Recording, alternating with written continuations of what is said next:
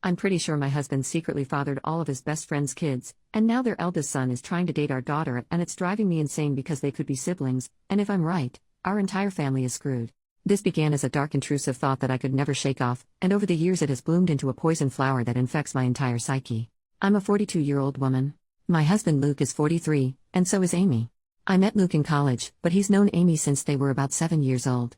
They did everything together and understood each other implicitly. They were best friends. They've always insisted that they are surrogate siblings to each other. Naturally I, as a new girlfriend, felt a little threatened by Amy and her closeness to Luke, but they both reassured me I had nothing to worry about. That their bond was not romantic and had never been sexual. That Amy really was just the sister that Luke never had. I believed them, and it didn't take long for me to forget any and all insecurities I had about Amy. She became my friend too. She officiated our wedding. Luke and I have built a wonderful life together, and we always had a strong relationship. After we got married and moved in together, we still saw a lot of Amy, and I was fine with that. I've passed many a night on the towns trying to help Amy find a man, as she has always talked about how she is unlucky in love. Luke and I started to have children after we were married, and, at around the same point, so did Amy. For further context, my children are Sophie, 15, Owen, 12, Louise, 10, and Carter, 6. Amy's children are Tom, 17, Haley, 14, and twins, Adam and Jenna, 9. Now, Amy was not in a relationship at this point. She was not married. As far as I knew, she was dating but not consistently. As Luke and I had more kids and our family grew, periodically Amy would find herself pregnant as well. It happened a few times, and Luke and I never knew anything about the fathers in question. I kind of assumed that maybe Amy was sleeping around and not keeping in contact with her one-night stands. Luke agreed this was probably the answer. While I did ask each time if Amy knew the paternity, she always said no, and she didn't seem that worried about the idea of raising kids on her own, so I didn't pester her. Of course, she had us to support her, so there was that. While Amy never asked for any help, of course Luke was never going to let his best friend struggle to stay afloat when she had children to raise. Financially, we are very fortunate and privileged. I have a job that pays handsomely, and Luke also had wealthy parents who already knew and loved Amy, so they were happy to provide for her. My in-laws defy all stereotypes, they are the kindest and gentlest people, so we were able to support Amy. To get her somewhere to stay with her kids. People might be tempted to call her a leech, but I never saw it that way. None of us did. She needed help and we had the means to help provide it. I also know people are going to criticize her for her lack of responsibility and question why she never used more reliable birth control. Honestly, that is a long story that I don't want to get into because even I don't fully understand her reasoning, but it was quite important to her that she never be on birth control and that whatever came of that choice, she would accept. It wasn't religiously motivated, I know that, but it was that degree of significance to Amy. She really did not want to take birth control. She's explained it to me more than once, but I'm still not clear on why.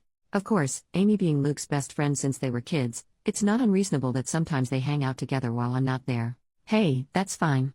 Sometimes I hang out with Amy one-on-one as well, though Luke does it more. She was his friend first. This included him going over to where she was staying and at times, sleeping over there. Was I a fool to trust him and believe nothing was going on? Perhaps. But for years, they presented as being buddies. Like siblings. I didn't pick up on any vibes between them, not ever. As one can expect, our children were brought up together. Not in the same house, but we made sure Amy's children met ours from a young age, and they always got along and strong bonds of friendship have formed over the years, which is good. Especially if I'm right, and they share blood. I've been dawdling getting to the main point. Yes. I have come to suspect that Luke fathered at least one of Amy's kids, if not all of them. Frankly, I do suspect they are all his. I would never have believed my husband to be capable of such a thing, and he's given me no indication that he is the unfaithful sort. But he does spend a lot of time with Amy, and I have to confess I cannot remember seeing her with any real boyfriend over the years. She would talk to men at bars and parties, I would try to be her wingman, and so on. But nothing ever seemed to really happen, so when she got pregnant the first time, I was curious. When it happened again, and again, I began to wonder if she had some sort of secret fella who she didn't want us to know about for whatever reason. But I couldn't think of any reason why she would hide him, especially from her children. After Carter, our youngest, was born, Luke and I agreed that the time had come for him to have a vasectomy. Amy's twins had come just a couple of years prior. Of course, after the procedure, Luke and I continued to make love, but I no longer had to think about pregnancy. Meanwhile, Amy never got pregnant again after the twins. Is it a coincidence that Luke had a vasectomy and then both of us stopped getting pregnant? I don't know. But Luke would still visit her, and he wasn't just going to see her, but checking up on her children as well. In general, I should have paid more attention to it sooner, but Luke has always acted like a father to them, especially as they've gotten older. He's the father they never had. He doesn't neglect me, or our children, not one bit. He's doing double duty. By itself, it's not weird that he's like a dad to Amy's kids who don't have a father. You might even say it's a good thing. But when you put it together with a bunch of other small issues, it starts to look suspicious. There is appearance as well.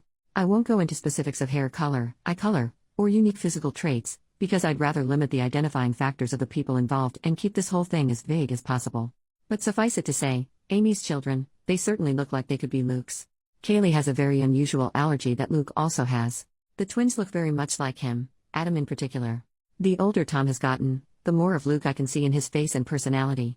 While their race doesn't matter, the reality is that Luke is a different race than Amy, and Amy's children look pretty biracial. I could easily believe their father is the same race as Luke. Doesn't mean Luke has to be the father, but it sure seems like it. I have never voiced my anxieties to either Amy or Luke. I don't want to be the bad guy and, guilty or innocent, I already know they would flatly deny my accusations and be hurt by them. Imagine if that drama reached the ears of my kids, or Amy's kids. Either way, Luke continues to spend time with Amy and her children, just as her children spend time with mine. I have hinted to Luke that I feel needy for more attention and wish he wouldn't give as much to Amy. But he either missed my cues or pretended that he missed them. I don't want to push this idea that he's favoring her, because it's not even really true. He's never neglected me for her. I can't shake the feeling that Luke and Amy have been intimate before, likely numerous times. So as far as I know, Amy never really wanted to be a mother either. She wasn't opposed to it, and when each of her children came into the world she instantly fell in love with them, but motherhood was never really a major part of her life plan or identity. In the grand scheme of things, when we would talk about the future, she would sometimes mention a husband and children, but it never seemed like something she had her heart particularly set on. So I don't think this is a case of Luke just giving Amy children. I doubt that was the motive for the infidelity. That would have been a side effect. I've been letting this go and turning a blind eye for years.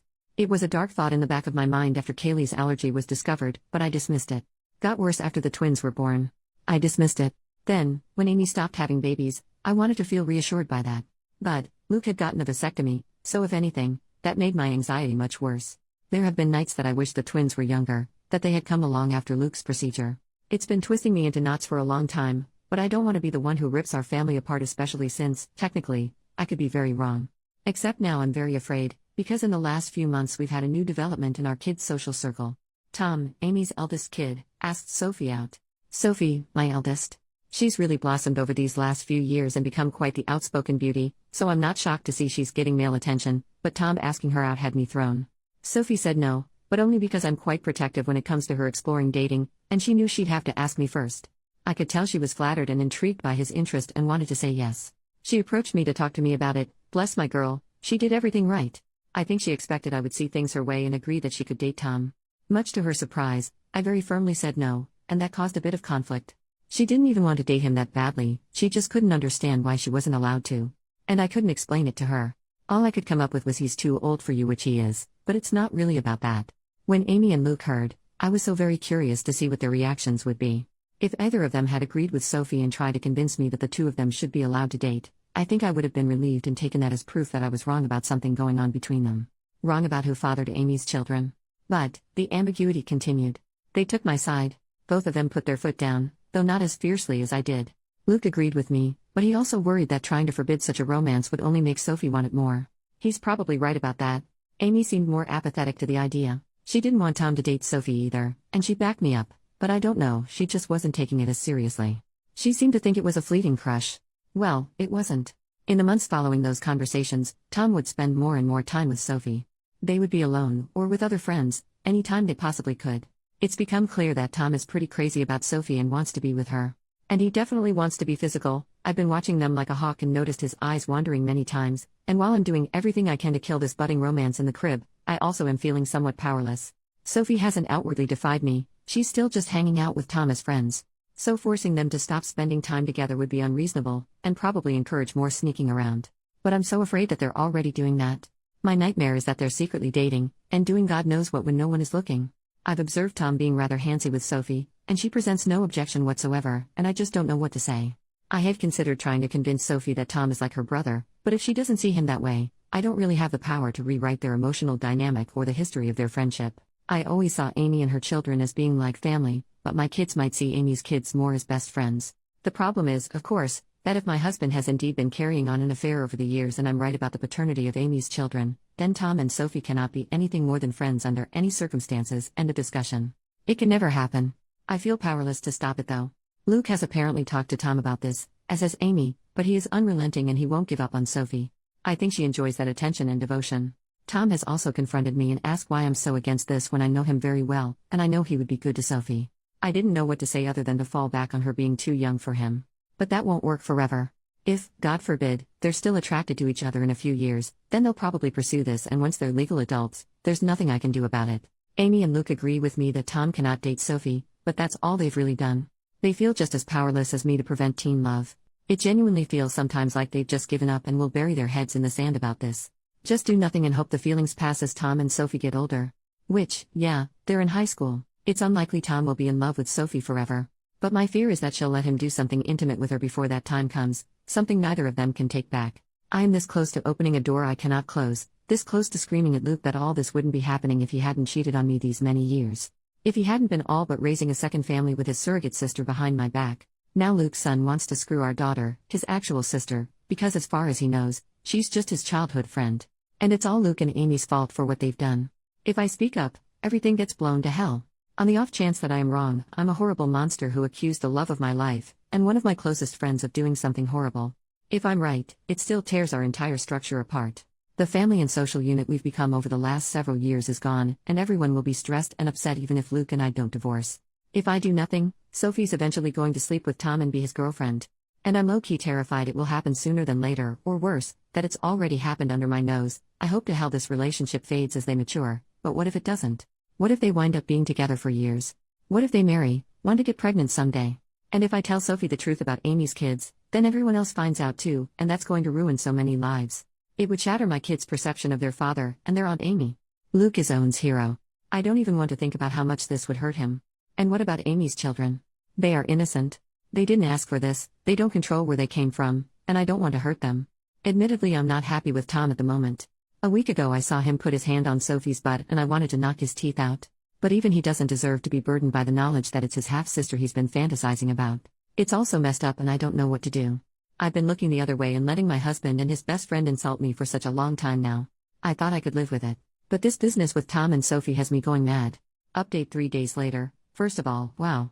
I did not expect my post to get as much traction as it did. I was half worried that someone in my family or social circle might find it, especially when someone alerted me that the post had been shared to Facebook. But, as far as I can tell, no one in my family has seen it. I want to thank all of the kind commenters who wished me well. To those who were more frustrated with my indecision, I get it. But I was operating with an uncertain situation and the stakes were incredibly high. I feel like no matter what choice I made, something could and likely would go wrong. I've spent the last 5 years imagining different scenarios based on different ways I could go about this if I ever decided to act on it. To everyone who is clamoring for an update, I have one for you. I previously said that I was going to do a secret DNA test, that I had decided on that course of action. In the end, I couldn't go through with it, and now I am regretting that, because the window to do so has essentially closed. I just felt like it would be out of line for me to do that to another person's child behind their back. Ethically, it was dicey. I've since consulted with my lawyer as many commenters suggested, and she advised me against doing so, because no matter what the results were, it would make me look bad in a potential divorce proceeding. But I really wish I had done it anyway, and just not told anyone. Because I really, badly need to know, and I still don't know for sure. Likewise, I wanted to tell Sophie in confidence, but the more I thought about it, even that seemed over the line. Like I had no right to plant such ideas in her mind about her father without even talking to him first. So, what I ended up doing was confronting Luke and Amy. Many comments suggested this as well. I finally told both of them that we needed to have a serious talk. It felt counterproductive to approach just one of them, because I figured they would tell the other about what happened in their own words before I could prepare my own. I wanted them both to hear what I had to say. Once all the kids were at school, I laid down all of my suspicions and the reasons. I made it clear how much I loved both of them, but a combination of clues had led me to notice the similarities between Luke and Amy's children. And I didn't even list all of them in the original post. For example, Luke has been a sleepwalker in the past. So have Sophie, Tom, and Adam. I said over and over how much they meant to me and how I didn't want to believe it, but the thought had crept into my mind in the past. How I had dismissed it before, but now, with Tom and Sophie having crushes on each other, it became necessary to pose the question. So I asked if they had ever crossed the line, if Luke had ever been unfaithful, if there was even the slightest possibility that any of Amy's children were his. I was just trying not to cry. Well, they reacted exactly as I would have expected. Their responses were perfect and so very well rehearsed. I genuinely can't tell if it was honest emotion or powerful gaslighting. Amy was more upset than Luke, or at least more outwardly upset. She was angry, offended at the accusation. Luke just seemed heartbroken by it. Maybe they were just acting, but I don't know. Somehow they had reasonable responses to all of the points I brought up. They asked questions I didn't know how to answer. I had never objected to them having alone time before. Why did it suddenly bother me now? Do Amy's children really resemble Luke that much, or are things like hair color pretty basic traits to have in common?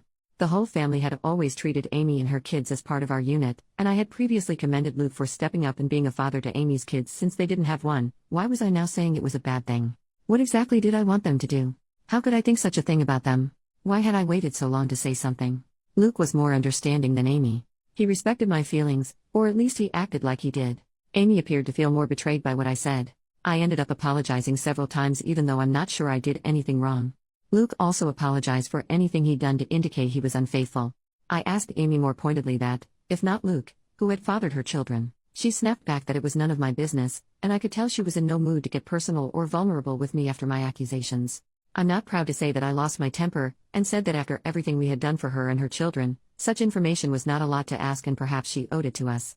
I regretted the words as soon as I said them, but Amy shouted back that I had never done anything for her, that it was Luke and his parents who had kept her afloat all these years, not me. She went on a longer tirade about how I had always acted superior to her, which I don't believe I did, though it's possible that I gave off that vibe unintentionally. Luke did his best to calm her down, but the room was still fraught with tension. I just don't know. It's driving me to the edge of madness. There is a way to be certain, of course. Not certain of my husband's fidelity, but of the paternity of Amy's children. So I asked Luke, for my own peace of mind, for the sake of our daughter, and for our family unit, if he could please get a DNA test done, a paternity test. I went on to say that I knew he disliked and distrusted such things, but that I really needed this. I could see the pain in Luke's eyes. Maybe it was an act, but he did seem genuinely hurt that I was asking for this, that him giving me his word that he had always been faithful was not enough for me. But he very reluctantly agreed to participate in a DNA test. Unfortunately, Amy did not, and that's where we hit a roadblock. I was afraid of this. But Amy was infuriated at the whole concept and told me in no uncertain terms that I would not be getting samples of her children's DNA and basically told me to piss off for asking, several times in several variations. I pressed Luke, and honestly he was a bit useless but probably right. He tried to convince Amy but she wouldn't hear of it, and he kind of shrugged to me when I pushed him for further support. Because he can't force her to get the tests done, if she refuses, that's really a dead end. Trust me, it is. I looked into this quite a bit and consulted with my lawyer. The problem is, Luke could, in theory, petition the court to demand a paternity test for Tom and the others. The issue is that, to do this, he'd essentially be claiming he slept with Amy and he believes her children to be his. That would be the version of events he'd be maintaining. But Luke has staunchly insisted that nothing ever happened with Amy. That he never cheated on me. Whether or not he's being honest about this is another story, but he'd essentially have to go on record and make a claim that he isn't prepared to make. He is quite certain the children aren't his and he has no intention of fighting for custody of them, so no judge is going to compel Amy to submit samples of her children's DNA. Tom is also old enough that his consent would be a factor. If both he and Amy refuse to participate in the test, it's unlikely that Luke would have a case. He'd have to target one of Amy's younger children, like say, one of the twins. But he doesn't want to do that. He doesn't want to take his best friend to court to prove something that, in his words, he already knows isn't true. Luke is asking me to please just let this go and trust him, because pursuing this will fracture everything. And according to my lawyer, it's not realistic anyway. For Luke to establish paternity, he would need to admit to an affair in the first place, and he's not doing that. And if he did, that would pretty much be all the proof I needed to be certain, even if I'd need more in a court case. I pestered him further about Tom and Sophie. Insisted that I didn't want them dating. Luke agreed, and apparently Amy still agrees. Luke plans to have a talk with Tom and activate protective Papa Bear mode. Among other things, he's going to remind Tom that in a couple of months when he turns 18, him being intimate with Sophie will literally be a crime. I wouldn't actually press charges against him as I know he'd never do anything against Sophie's will, but I'm not above implying the threat. Thankfully, Luke isn't either. I did ask him if he'd be open to potentially swiping a sample of Tom's DNA to do a private paternity test, but he was very hesitant about the idea. Like me, he viewed it as unethical. He also pointed out that if we were to do this and Amy found out, it would mean the end of our friendship with her, most likely. Things are, Luke believes, still in a salvageable state, where Amy and I could reconcile and become friends again, and I can see how much he wants this to happen. But, if I did a DNA test on Tom behind Amy's back and she found out, I think she would hit the roof and I wouldn't entirely blame her. Though I'd be very interested to see the results. Luke ended up going to see Amy and spending the night. I know all of you are cringing and throwing up your hands, and trust me, I wasn't happy about it. That was a very long conversation. But he was adamant that he needed to perform damage control. So they spent the night together, with Luke maintaining that nothing happened. I did not sleep a wink and I kept texting him for updates. So far as I can tell, Amy will cool off, but she needs a little time. Luke and I talked things over when he came back the next morning. It was an emotionally fulfilling conversation and we ended up agreeing to take the kids, our kids, not Amy's, to visit their grandparents for a few days. It was an impromptu visit, but we've done it before and they were delighted to have us. I just really wanted our family to spend some time together away from Amy's side of the family, so to speak. I always love getting to see my in-laws. I'll refer to them as Jim, 75 male, and Kat, 67 female. I know Reddit is famous for stories about the mother-in-law from hell, but in my life that couldn't be further from the truth. I feel safe with them. To the point that, when they took notice of how distant Luke and I were from each other, I finally relented and confessed my fears. I told them of my anxiety that Amy and Luke were having an affair, and that Amy's children might be his. Here's where things got a little bit interesting. When I told them what I was feeling, Kat just gave Jim this pointed look, and did a big, dramatic sigh. So it turns out, Kat has had similar misgivings to mine and genuinely suspected over the years that Luke and Amy were closer than they'd ever admit, that they had crossed the line in the past. Jim, on the other hand, simply refuses to even consider the idea. He has always insisted that Kat is seeing things that aren't there. He maintains that Luke and Amy are like siblings and would never do such a thing. Kat thinks his stance on this is naive and that, even if she and Jim had taken Amy in and loved her like a daughter, that didn't mean Luke viewed her as a sister or that she viewed him as a brother. But Jim just continued to insist that this is what they are and had always been. I could tell that he and Kat have already had this conversation before, and they kept going in circles, with Kat getting exasperated. She pointed out that, surrogate siblings or not, Luke and Amy were not actually brother and sister, so nothing was stopping them from being physical together if they felt a mutual attraction. At that point, Jim just sighed and walked away from the conversation. So yes, Kat has privately wondered if Amy's children weren't fathered by Luke, which is part of why she has always treated them as her grandchildren. Which was never something that I minded, to be clear. I also don't mind that Kat never voiced these concerns to me. She had no proof, and she saw far less of Luke and Amy's closeness in our adult lives than I did. As for the kids, they're doing all right. I don't know what Amy told her children, but I think the general consensus, the official version of events, is that Amy and I had a fight and need a break from each other. That's what Luke and I told our children, and when pressed for more information, Luke did defend me and shut down the questions, saying it wasn't their business. I don't know if Amy kept to that version of events, but my children and her children have each other's phone numbers and social media, so they've presumably still been in contact over the last 2 days. I think my kids would have kept Amy's kids in the loop on the updates, and if Amy had told them anything else significant, they would have relayed that information to my kids. After all, we know Sophie and Tom are very close. I did try and talk to Sophie about that more, but the timing was off, because Sophie rejected my counsel and interpreted my reinforced reluctance as being attributed to my fight with Amy. She maintained that she wasn't dating Tom. To what degree that's actually true, I don't know, but she was going to remain close friends with him, and while she isn't usually a disobedient child, she made it very clear that she was putting her foot down on this one, and, to be fair, I can't really justify trying to separate them or forbid them from being friends. They've known each other for years. Luke has my back on them not being allowed to date, but he wouldn't have my back on them not hanging out anymore. I wish I had a more definitive update.